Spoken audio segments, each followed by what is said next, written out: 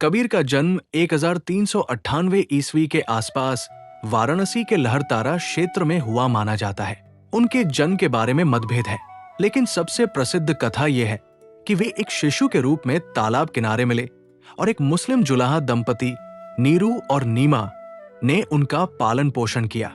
यहीं से कबीर का जीवन शुरू हुआ। वे बड़े हुए तो जुलाहे का काम सीखा और कपड़ा बुनकर अपनी रोजी कमाने लगे। कबीर के मन में बचपन से ही ईश्वर की खोज थी। वे सच्चे गुरु की तलाश में थे। माना जाता है कि वे संत रामानंद के शिष्य बने। कहते हैं, एक दिन कबीर ने गंगा घाट की सीढ़ियों पर जाकर रामानंद जी के पैरों को छुआ। रामानंद जी ने अनजाने में ही कहा, राम राम कहो, और यही वाक्य कबीर के जीवन का मंत्र बन गया। कबीर के विचार। कबीर ने समाज की बुराइयों को खुलकर उजागर किया। वे कहते थे कि ईश्वर एक है, चाहे कोई उसे राम कहे या रहीम। मंदिर और मस्जिद में जाने से ज्यादा जरूरी है मन को पवित्र रखना। जातिपात, ऊंच नीच और बाहरी दिखावे का कोई महत्व नहीं। उनका प्रसिद्ध दोहा है, पोथी पढ़ी पढ़ी जगमुआ, पंडित भया न कोय, ढाई आखर प्रेम का, पढ़े सो पंडित होए। ये दोहा हमें सिखाता है कि किताबों का ज्ञान अधूरा है। असली विद्वान वही है जो प्रेम करना जानता है। सामाजिक सुधार। कबीर ने उस समय के हिंदू और मुस्लिम दोनों समाजों में फैले पाखंड और आडंबर की आलोचना की। वे मूर्ति पूजा का विरोध करते थे। वे कहते थे कि केवल रोजानमाज या पूजा पाठ से ईश्वर नहीं मिलेगा, बल्कि सच्चाई और प्रेम से मिलेगा। वे जातिवाद और छुआछूत को पाप मानते थे। उनका ये दोहा बेहद प्रसिद्ध है, जाति न पूछो साधु की, पूछ लीजिए ज्ञान।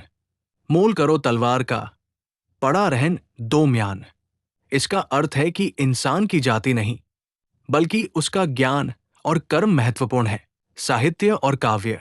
कबीर दास ने स्वयं कोई पुस्तक नहीं लिखी, लेकिन उनके शिष्यों ने उनकी वाणी को इकट्ठा करके बीजक नामक ग्रंथ बनाया।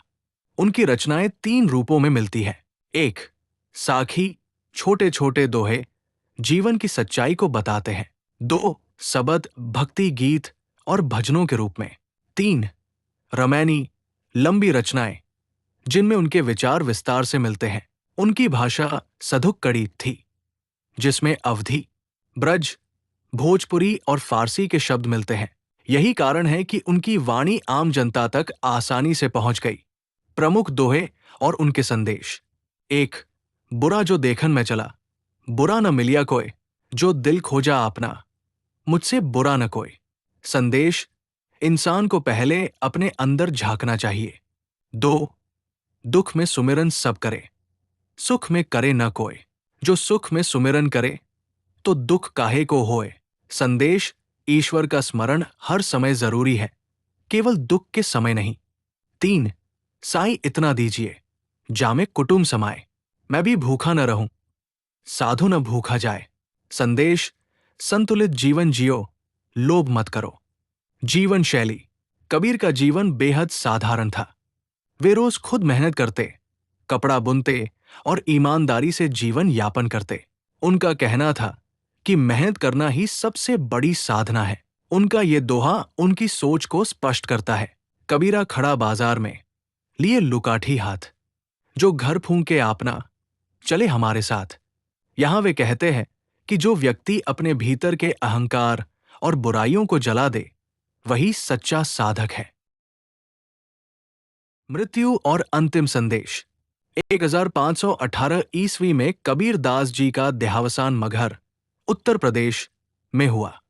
कहा जाता है कि मरने से पहले उन्होंने कहा था, जो काशी तन त्यागे सो मोक्ष पावे, पर जो मगहर तन त्यागे सो सच्चा भक्त कहलावे।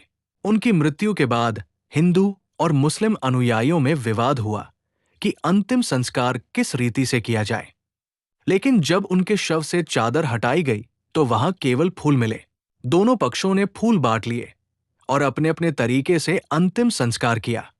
ये घटना साबित करती है कि कबीर ने जीवन भर जो एकता का संदेश दिया, वही उनकी मृत्यु के बाद भी जीवित रहा।